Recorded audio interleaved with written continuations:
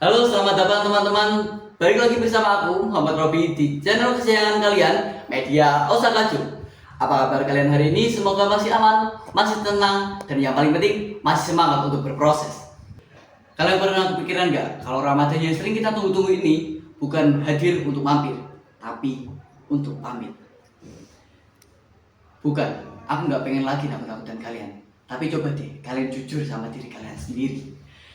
Seolah Ramadan adalah agenda tahunan yang akan balik lagi dan lagi. Padahal gak semua orang dapat jaminan bakal ketemu Ramadan tahun depan. Tiap tahun kita bikin janji yang sama. Ramadan kali ini aku akan lebih baik. Tapi ujung-ujungnya kita terjebak di lubang yang sama lagi. Masih sering nunggah sholat karena asik scrolling sosmed. Masih sibuk ngejar urusan dunia yang gak ada habisnya. Masih gampang banget nyakitin hati orang lain lewat lisan maupun ketikan kita. Dan anehnya kita tetap tenang. Seolah-olah hidup ini masih ribuan kilometer lagi. Seolah kesempatan gak akan pernah habis.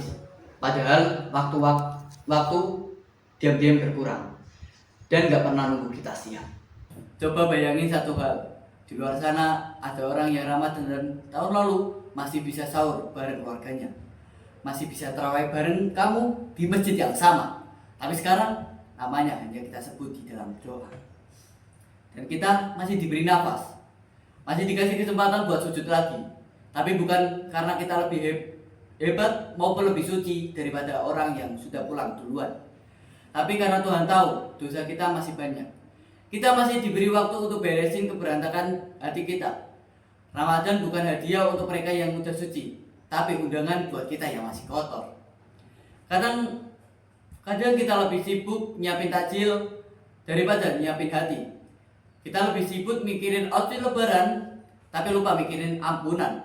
Kita lebih takut kehilangan diskon free sale daripada kehilangan malam 1000 bulan. Lucu ya? Kita takut kehilangan dunia yang cuma sementara, tapi santai banget kehilangan kesempatan yang abadi. Tapi hey, dengerin aku.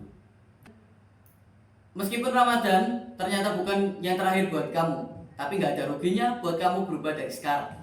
Ramadan itu gak perlu nunggu momen yang wah. Berubah itu bukan soal keberanian, tapi dimulai dari langkah kecil.